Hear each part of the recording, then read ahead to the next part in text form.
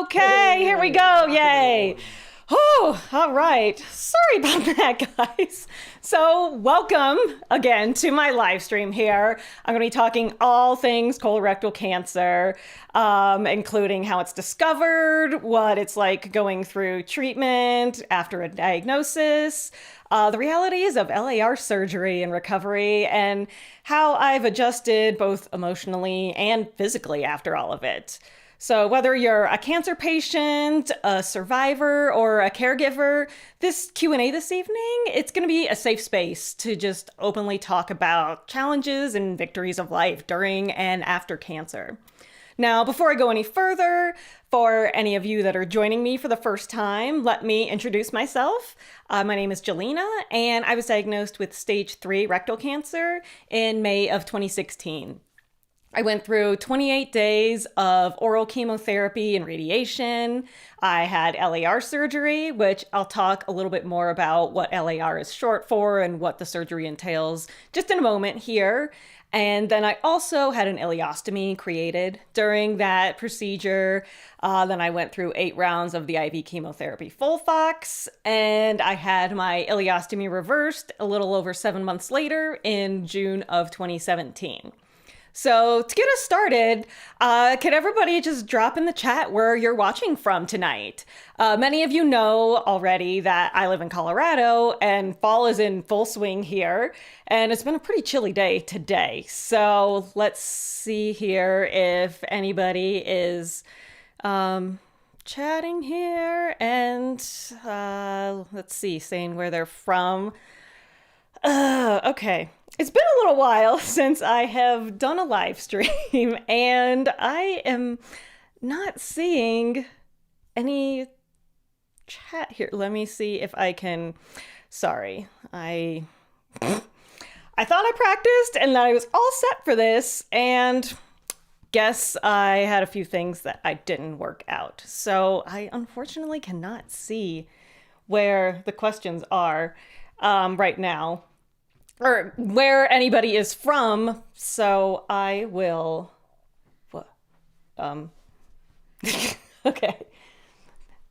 Tech has come back in to check things out. Okay. On the YouTube, it's cutting the top of your head off. Oh, okay. Well, I'll fix it then. Okay. If I am, my head is being cut off apparently, so, okay. Let me go down here. Okay. Let me just adjust a bit. Here we go. Okay. And hopefully that is better. So, let's see. We'll move on here. And so, as I kind of teased, I am also celebrating the anniversary of my LAR surgery, which is also known as a lower anterior resection. So during that surgery, I had 12 inches of my colon and rectum removed. Many lymph nodes were removed as well. And to make sure that the newly sewn together parts of the colon and rectum actually didn't leak immediately after, I had an ileostomy created. So for those of you that are unfamiliar with what exactly an ileostomy is, it is where they run a portion of your small intestine out of your abdominal wall, and your waste exits there instead of out of your rear end. And you wear a special bag over that to catch your waste, so you're not basically shooting poop out everywhere 24/7.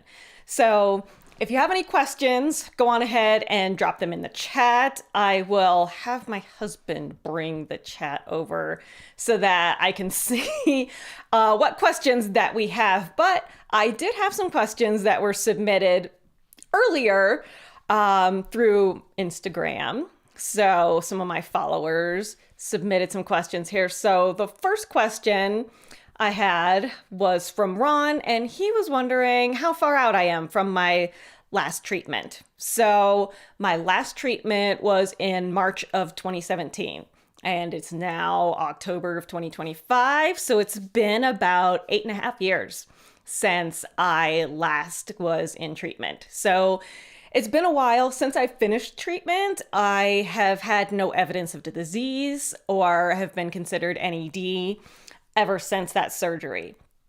I had a intestinal blockage shortly after I had my last round of the IV chemotherapy Folfox.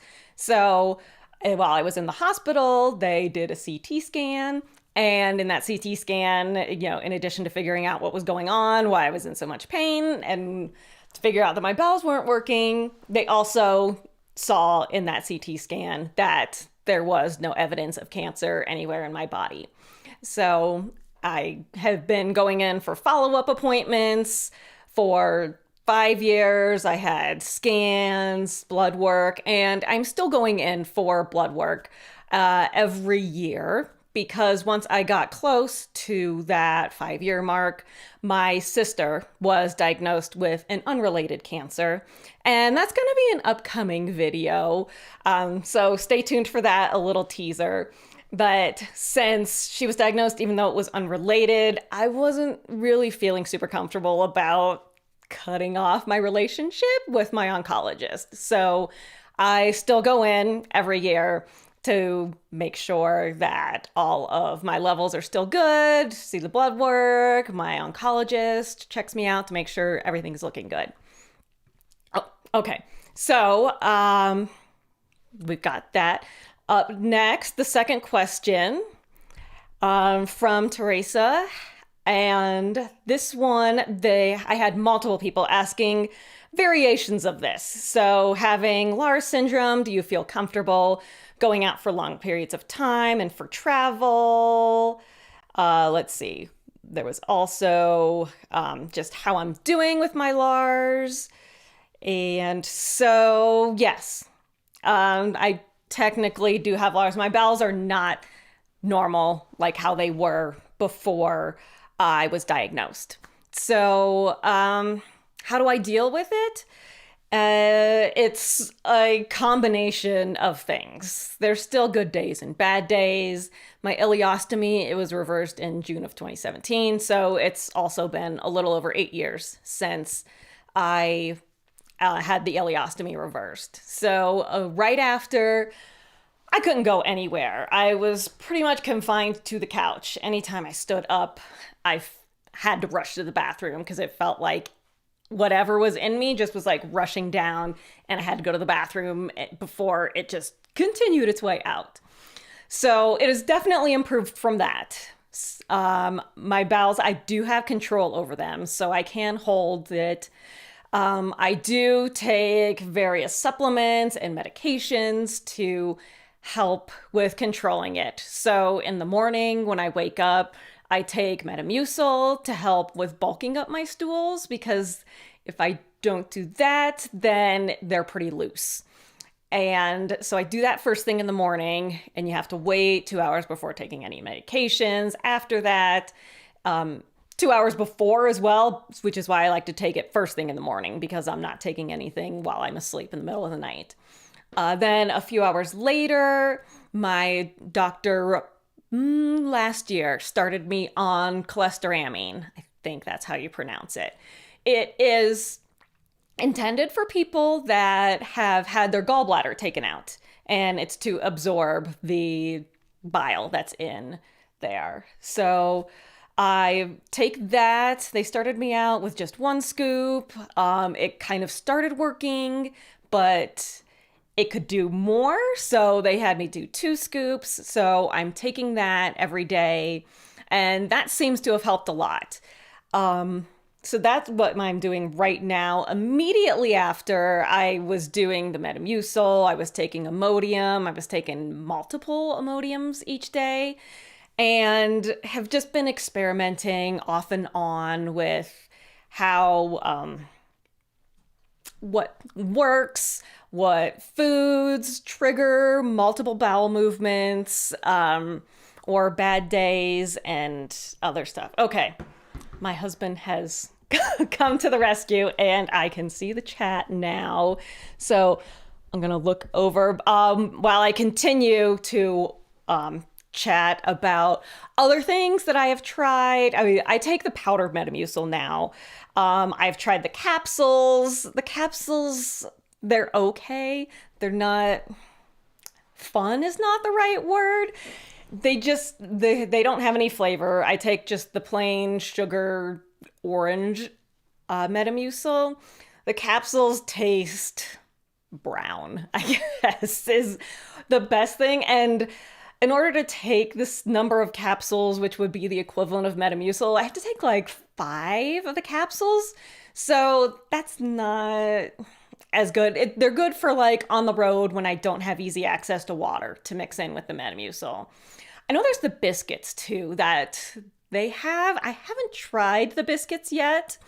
That might be something I'll try in the future for like travel when I don't have access to water, to test out the biscuits because those are fairly portable. I've tried doing like liquid breakfasts to see if that helps. I've experimented with taking medications at various times of the day to see if that works. I've tried probiotics to see if that helps. Various types of probiotics, various strengths of probiotics.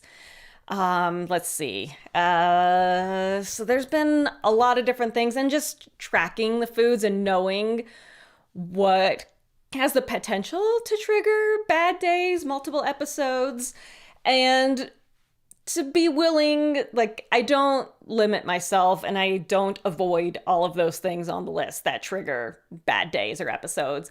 So I just know ahead of time, like, okay, I'm going to be spending a lot of time on the bathroom after I eat this, or maybe, okay, I'm going to eat this and I'm going to take an Imodium to make sure that I'm not spending the next few hours, or that the next day I'm not spending a few hours on the bathroom to kind of help through that.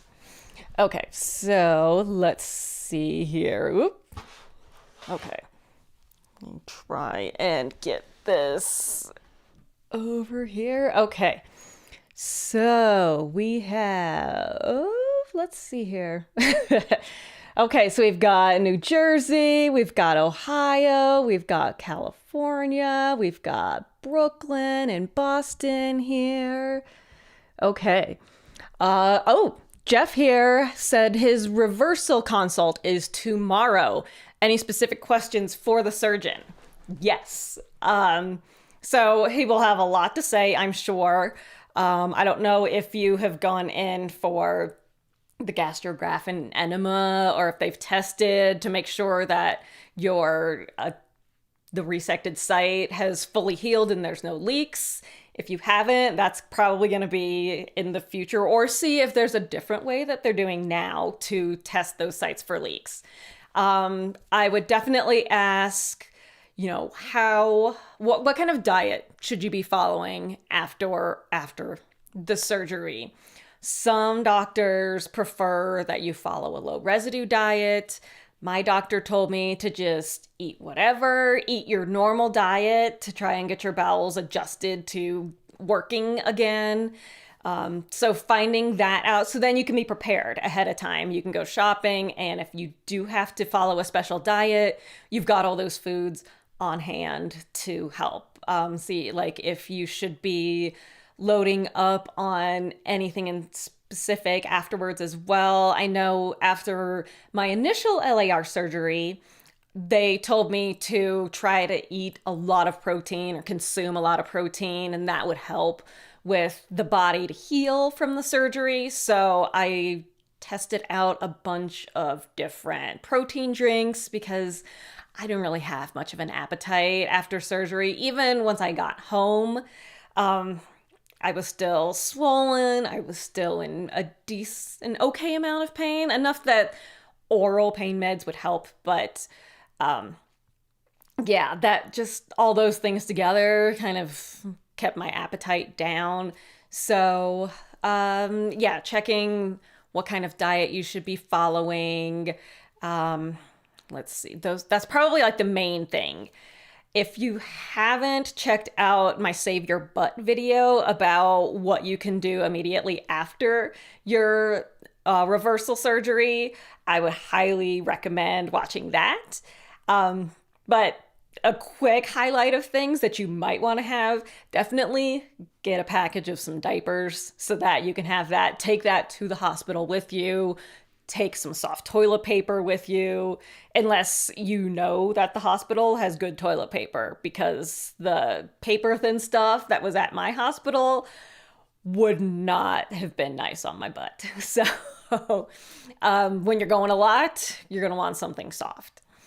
And I think those are probably the main questions that you're going to want to address at the surgery. He's going to go over a lot of other things. You're not going to be in the hospital, hopefully, for as long as you were in for that initial surgery. I was out in 2 to 3 days versus 5 days for the LAR surgery. So yeah, that good luck on the consult, and hopefully that helps. Let's see. What questions have you asked your oncologist during the monitoring phase after being told you were cancer free? Okay. So let's see. It took a little while for like all of the things in my blood work, like the white blood cells, red blood cells, all of those to normal out. So we always had conversations around like, okay, this is still low. Like, is that normal still? Should that be higher now? It's been a couple of years, and it was kind of a roller coaster. It was up and down what things would normalize, then they would dip again, and then they would get normal. So when you finish treatment, there's not just like a light bulb that flips off or flips on and you're immediately back to normal. It takes a while. Your body has been through a lot. So it's got to adjust, and it takes a while for it to bounce back from the treatment. So those are the things that we've talked about. We also talked about like how often I would be going in for getting scans. I would get CT scans when I first started. It was every 3 months. And since I was diagnosed at such a young age, he wanted to monitor me closely for a little longer than normal. So I went in every 3 months, I think for like the first year and a half or 2 years. And usually after a year, they'll spread it out to 6 months. So he waited a little bit longer before he spread it out to the 6 months because he wanted to be on top of whether anything was coming back or not. Okay. Oh, thank you so much, Jeff. Out of all the YouTubers, your videos have been the best. I was hoping that by starting this channel, I could help fellow survivors, fellow patients to get through this, because there wasn't a whole lot of information out there. Like when I was searching for information, like a lot of the hospital systems, they've got information out there. You know, they've got the video on what it's like or what to expect when you're diagnosed. And they're like a 5-minute long video that covers everything that you're possibly going to go through when you're going through treatment. And I wanted to know, like, what is going to happen? Like, what are the things that I'm going to expect when I'm getting ready for radiation? Like, what do I need to pack to take with me to the hospital for surgery? Like, what does it really feel like to wake up and have had, you know, a 6-inch incision cut down your abdomen and have your intestines sticking out? Like, what's it gonna feel like? How do people like me recover from this kind of thing? So I'm glad that I've been able to help so many of you out there, help you feel a little less alone going through this, and really give you some personal experience on what you can expect. Of course, not everybody's experiences are the same, but to give you at least a little bit of an idea of what is to come. So I've been on for a little bit. So if you're just joining me, my name is Jelena, and I was diagnosed with stage 3 rectal cancer in 2016. In this live stream, I'm talking all about colorectal cancer, answering questions that you have about treatment, diagnosis, and how I'm adjusting afterwards. So I answered a couple of the questions ahead of time. If I didn't, address the Lars question enough, feel free to drop in the chat some follow-up questions that you'd like for me to answer a little bit more, a little more thoroughly. Oh, we had one more question ahead of time. Someone said they're experiencing difficulties urinating a year after rectal surgery, the high neck bladder from Soul of Thrive. So I haven't experienced this. I would definitely talk with your doctor about this and see, because I don't know what it potentially could be. Like maybe there's scar tissue, maybe something from surgery has affected this. So this is something that you're really going to want to have a doctor's opinion on. I can't see or tell what exactly is happening. It shouldn't be something that's continuing to happen a year later. So you'll want to have the doctors address this and try to solve what's going on so that you can try to live a regular life again and not have to worry about this issue. Okay, so we have in here, okay. Sorry. Okay, so I will now, if you have questions, you can drop them over in the chat. For some reason, the chat is, okay, live. It's not scrolling, but let's see if we can get it back here. Okay. Got it. So, yeah, go on and drop any questions in there. While we're waiting for those, I'll talk a little bit more about my LAR surgery, also known as the lower anterior resection. So, let's see. I don't know if you want me to talk about stuff that I had to do before I actually went in for the surgery, let me know, but I'll skip over that for now and get into the meat and potatoes of the surgery. So, the day before, it was a colonoscopy type prep because, they're working on the rectum, colon, they need that clean. You don't want poop in there when they're cutting it open.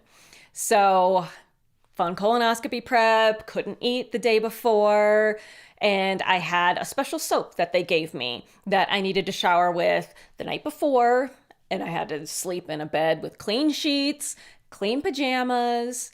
In the directions, it also specified make sure that you wash the belly button really well because they were going to be cutting around it. So that definitely needed to be nice and clean. And it's not always a spot that everyone cleans every time that they shower. So take the shower with the special antiseptic soap. Then I wasn't allowed to put any lotion on, but that soap, it was so drying and it was already dry here in the fall in Colorado. So the flaky skin was a little uncomfortable. Tried to sleep, but I had to check in. My surgery was first thing in the morning at 7:30 a.m. Check-in was 2 hours ahead of time, so that meant check-in was at 5:30. Hospital's about a 20-minute drive away, and I had to take another shower after sleeping with that soap again, put clean clothes on, and head to the hospital. So I woke up at like 4:15 in the morning. So when we got there, we checked in like at the main area of the hospital, then went up to the surgical area. My husband and my mom came with me. My dad stayed home with my daughter, Maëlle, because she was only 5 at the time. So we weren't going to wake her up and make her sit around forever at the hospital. Not possible for a 5-year-old. So she stayed at home with my dad, who we call Poppy. And so we got checked in. They took the phone numbers of my husband and my mom and told them they can leave once I go into surgery because it was gonna be like a 5-hour long surgery. So they didn't need to stay the entire time. And if anything happened, they would call them. Hence why they wanted the numbers. So surgery started at 7:30. It ended up going over about an hour, like an hour longer than it was planned. So it was about 6 hours that I was in surgery because the colon they were having troubles freeing it up, is what the surgeon said. So I don't know if that was like something that just was had to do with my body and how it was, or if some of that was the fault of the radiation and there was some scar tissue that had formed somewhere in there that was causing the colon to not free up easily. I don't know. So it took an extra hour. It took me a while to kind of gain consciousness from the post anesthesia care unit was where they took me when I was waking up. The nurses watched you as you're slowly waking up, and they were telling me to breathe deeper because my oxygen levels were dropping, but I thought I was breathing deep. So I guess that was just like the anesthesia and the loopiness. I was tired. So I breathed more heavily, my oxygen levels went up, and finally I got up to my hospital room around 3 o'clock that afternoon. Once I was conscious enough, I asked to see my daughter. I really wanted to see her and show her that I was alive, although I didn't look very alive when I was first waking up there. Let me see if I can switch over here and show you the picture that we took. This was, yeah, when she came. She only ended up staying for about a half hour or so. And then because I could not really stay awake. I couldn't keep my eyes open even for this picture long enough for that picture to be taken. So around 7:30 in the evening was when I finally stopped fading in and out of consciousness. Which was, that was like 5 hours, 6 hours I, after the surgery had finished. So it took a while, but I had been out for a while. So it takes a bit for everything to just kind of work its way out of you. The nurses wanted me to get up out of bed. I sat up. They helped me because I couldn't sit up on my own because my abdomen was just ripped open and stapled shut. So I had to use the hospital bed remote to kind of sit me up. And then they helped me like swing my legs to the side, and I had to push up off the side to kind of sit up on my own. I could only sit up for 30 seconds, and it hurt so much to sit upright. I had to lay back down after that 30 seconds, which was pretty demoralizing because I had been running. I was trying to like get in shape and get as strong as I could before the surgery. So I was running 3 to 4 times a week for like 30, 45 minutes or so. So not even being able to sit upright on my own for 30 seconds was quite a shock. My husband stayed until about 10:30 that evening and made sure, you've got the little table that wheels around, kind of like your little TV tray table. He made sure anything that I was going to want that night, like my phone was there, it was plugged in, so it was charging because I couldn't really like reach and get anything on my own. So he made sure everything was within arm's reach. He got all of the tubes kind of organized. He made sure that my blankets were just right because I wasn't even going to be able to like reach down and grab the blanket and pull it up or try to like fan it out and get all the wrinkles out and everything. So he got everything all fixed up for me so he could come home and then he could be there in the morning when our daughter woke up. That whole day, I was NPO, which meant nothing by the mouth. I wasn't allowed to eat anything. I wasn't even allowed to drink water, but I was allowed to chew on ice chips. So it was all ice chips. And my throat hurt so much. It was so dry, I think because of the breathing tube that they put down to make sure that you're breathing okay during surgery. The next morning, I got upgraded to clear liquids, and breakfast was juice, some Jell-O, and a popsicle. That was when the stabbing pains in the shoulders started. During surgery, they inflate your belly with carbon dioxide to make it easier to look around because it was laparoscopic, but there was also the big incision. to take stuff out, but they inflate everything to make it easier to look around so that they can't get all of it out when the surgery finishes. So it kind of bubbles its way up through your body and comes out through your shoulders, and it hurts when it comes out. So the second day was when it was the worst. It continued for the next 2 days, but it got easier and easier. I sat up in a chair, and I don't know if the last picture showed up or not. But let me see if I can get this picture to show up. So maybe, maybe not. There's the picture of me sitting up in a chair connected to everything on day 2. And I still had, they had the pressure things that squeezed your legs off and on to make sure you don't get blood clots. I had those hooked up to me, a catheter, the IV. So after lunch, I tried to go for my first walk. Well, I did go for my first walk, but I had to call down to the nurse's station, and they had to help move everything around, unhook stuff, for me to actually get away from the bed. So the IV, it has a battery in it, so you can leave for a bit. It doesn't have to be plugged in the entire time. I made it about 10 rooms down the hallway before I had to turn around and come back, because it was painful walking. You don't realize how much you use your abdominal muscles until they've been cut into.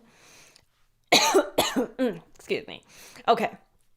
Time for me to drink a little water, and let me check and see if we've got some more questions. And let me mute the microphone so you don't hear me coughing.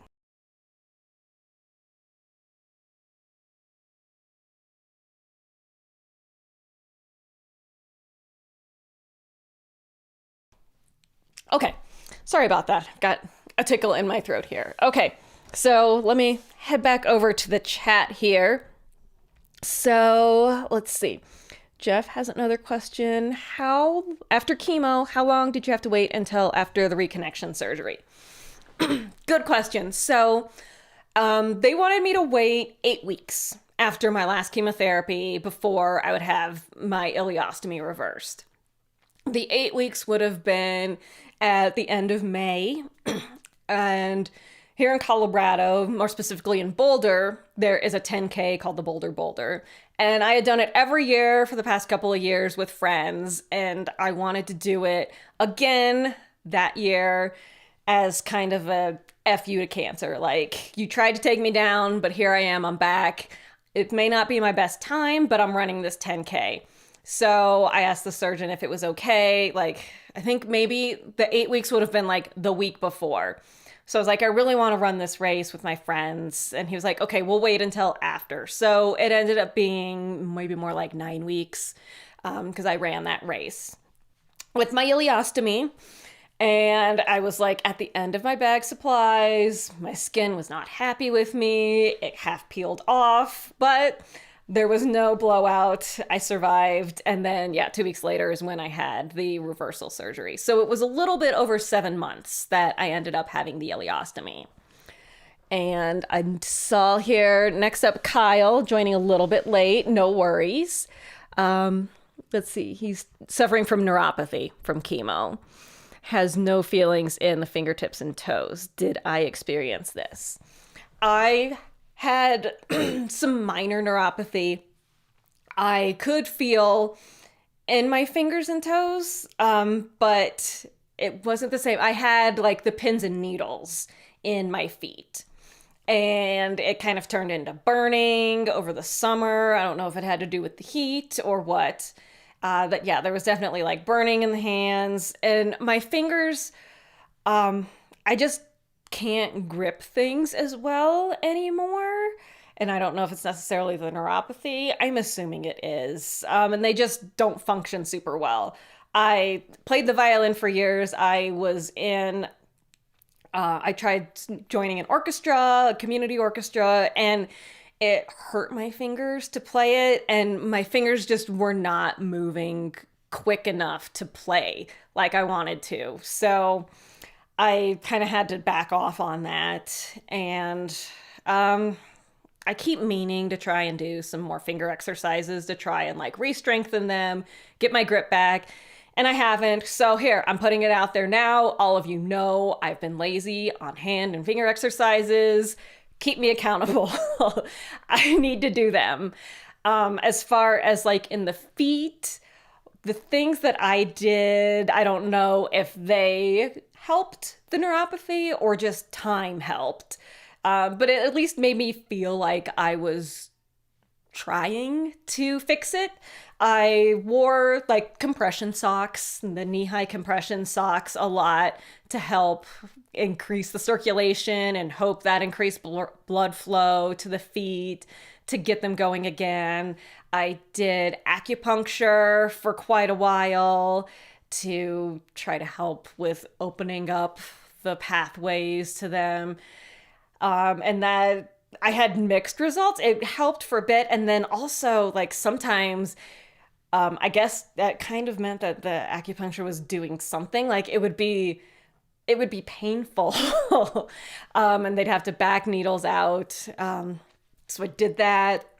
I also got a handheld massage gun, just a cheap one, not like the fancy ones that you see the athletes have now on TV. It was maybe like $20 or $30 from Target. And I used that on the bottom of my feet and just wailed on them for like 10 or 15 minutes each foot and that helped just like relieve the burning and tingling sensation. Maybe because the like vibrating of the massage gun kind of like gave my brain something else to focus on and not the neuropathy bit. Or maybe it did kind of help a little bit. So all of those things kind of helped. You can try those. Some people swear by taking certain supplements. They haven't been scientifically proven, but neither has, a massage gun and acupuncture either. So whatever that you feel comfortable with, that it's not going to interfere with any medications. You want to definitely double check if you're taking supplements to make sure they're not interfering with anything. So those are kind of what I tried, and it eventually got a lot better.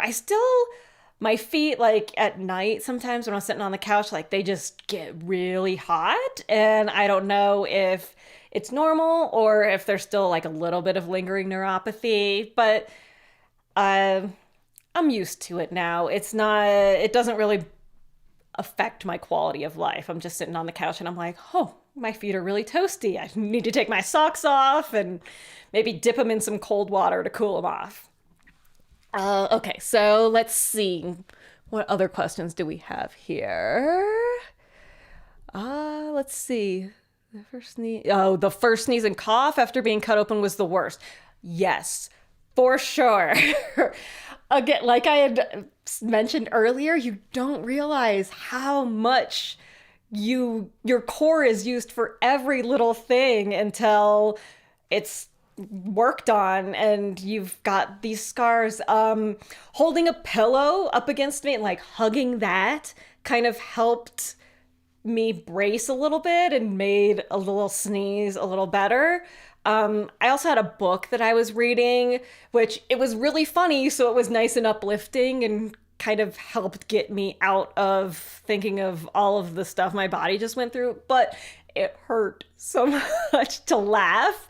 So I had to like take breaks and just read the book a chapter a bit here and there so that I didn't hurt my stomach too much. Let's see. Okay. Kyle lived in Broomfield for 20 years. Awesome.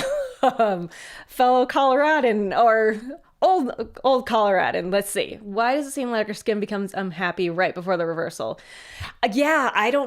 I have a bit of a sensitivity. I'm not allergic, but I have a sensitivity to adhesive. So even now, if I wear a Band-Aid on my finger, it's okay. But putting a bandage elsewhere, if it's on for more than a day, when I take it off, like where the adhesive was, there are red spots and they last for a little while. So I think I have a minor adhesive allergy. So taking the bag off and having the bag, like the adhesive there, I think is what really made my skin angry by the end. If I was going to have the ostomy permanently, I would have tried different bags. And I know there should be like an allergy friendly bag that you can, or like the barrier that you could put on that would help people like us that are a little more sensitive to it. But since I was getting it reversed soon, I didn't bother going through that process and trying to find it. But there's got to be some out there that are allergy friendly for people. Let's see. Yes, dropping things all the time. It's frustrating. Oh, you used to be a woodworker. Yeah, it is.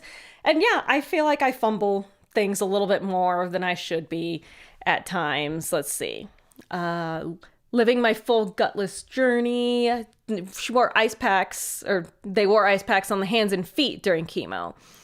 Oh, so did you do that for every round? I've heard of that. I didn't hear about it until after I had gone through all of my rounds of chemotherapy, but I've heard that this can help. For those of you that are unfamiliar with this, people have tried wearing ice packs on the hands and on the feet. I don't know the details of how exactly you put them on there, but when your hands and feet are cold, then the blood vessels and like the little capillaries, they close up to, prevent frostbite, and them closing up keeps the chemotherapy from getting into those little areas and can help. Theoretically, that's what people have talked about. It helps prevent the neuropathy. But Folfox is known for causing you to be extremely cold sensitive. When I came home from chemotherapy, I had to use oven mitts to grab anything out of the refrigerator because of the cold sensitivity. It felt like I was getting electrocuted if I touched anything that was cold in the fridge. Okay, she did it for every round. So how many, did you do 8 rounds of chemo, or did you do 12, or somewhere in the middle there? Let's see. And while you're answering that, Utah, UTV, and ATV, did my cancer spread to my lungs or liver? No, thankfully it did not. It just spread to lymph nodes. There were 17 lymph nodes, to be exact, actually 17 is what they removed from me, and I think it was like 9 that there was cancer still present in surgery. So the oral chemotherapy and radiation did not get rid of all of the cancer out of me. Some people do have a complete response, and there is no evidence of where the cancer was once they get to surgery time. But for me, I definitely had to have it. There was still cancer present. They cut it out. Then they did the 8 rounds of Folfox to make sure any little spare cancer cells that might have still been floating around were zapped and obliterated, and it worked. Let's see. Okay, so you did 8 rounds. Awesome. That's a good success story. I don't know if I have seen anybody that made it all of their rounds doing the icing.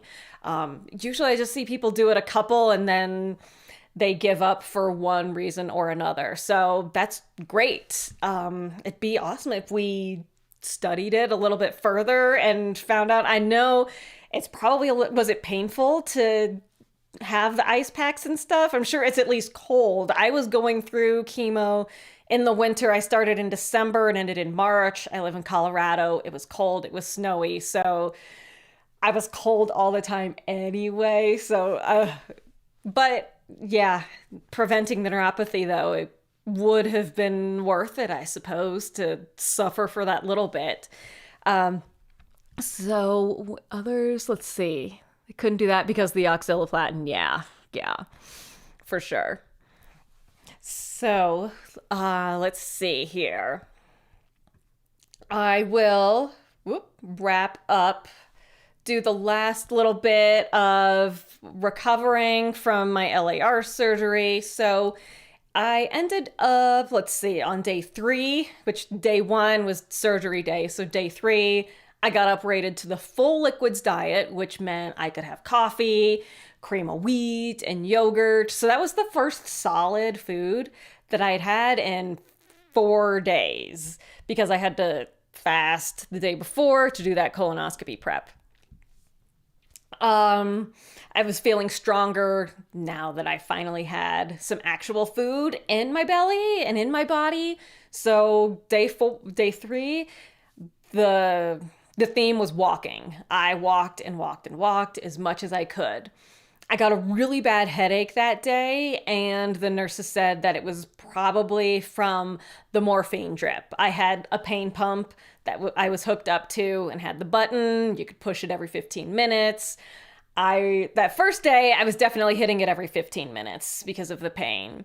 And that helped me get through the night and actually get a little bit of sleep when I wasn't getting woken up by blood draws. But yeah, by day 3, I wasn't using it every 15 minutes, but I was still using it a decent amount. And so once I found out that it was causing that headache and they couldn't give me any additional pain medication because I was on the morphine, so I stopped it. I was like, okay, we're done with that.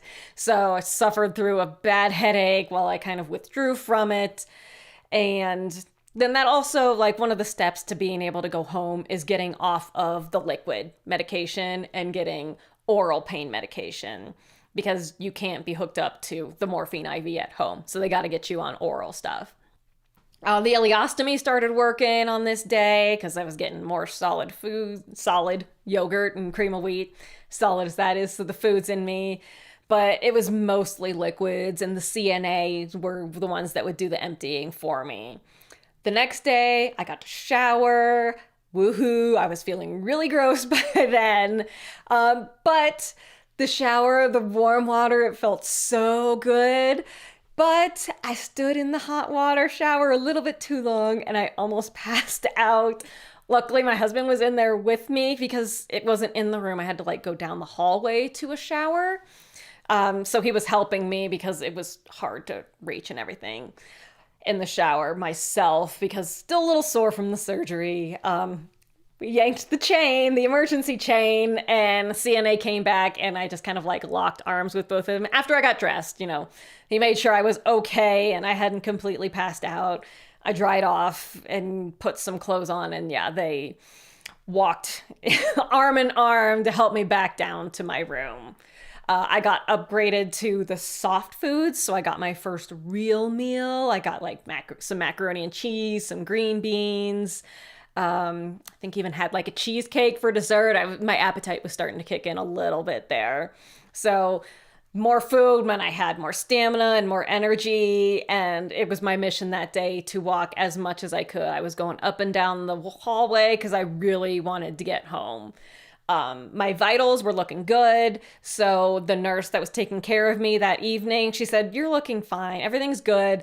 I'm going to cancel your overnight blood draw so you can maybe get some actual sleep." Thank you to that nurse. So I did actually get a little bit of sleep, and day 5, I got approved to leave. Yay. So let's see. So that was kind of my lower anterior resection surgery in a nutshell. Going home, everything was still a little sore. Could feel every little bump, crack, pothole, turns. It's so hard to keep yourself upright, even with the seatbelt. The seatbelt only holds you so much. And the waist part of the seatbelt went right across some of the staples. So it was an uncomfortable ride home, but I was so happy to be getting out of the hospital, be getting home into my own bed. Although I was a little nervous because the hospital bed, I had the remote to help get me up and down.